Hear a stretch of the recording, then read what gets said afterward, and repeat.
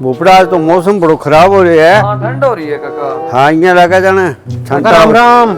राम राम भाई राम राम राम। राम राम जी। बैठो बैठो आओ यार, थे चाय पी के जाइयो, चाय लाऊं मैं, बैठो। अरे यार चाह ना तो पे ले यार पालो है। अरे यार चल पी बैठो, लेंगे। 2 मिनट बैठो, आ गया मैं। रोक के जल कह दियो। जो हो ठीक है। बढ़िया बढ़िया, कृपा है थारी। आपने ठीक है घरे सारा? हाँ हाँ ठीक ठाक। काकी और ठीक है? हाँ हाँ ठीक है भैया। आपने काका ठीक हाँ है हाँ सारा? जमन ठीक ठाक है। चलो बढ़िया ही चाहिए। ले भाई मैं तो ताती ताती पी ली। लो लो।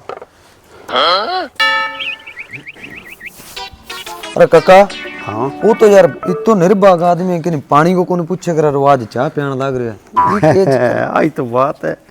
मैं बताऊं इंग तिंगर गए सरपंच वालों कीड़ो जाग रही है।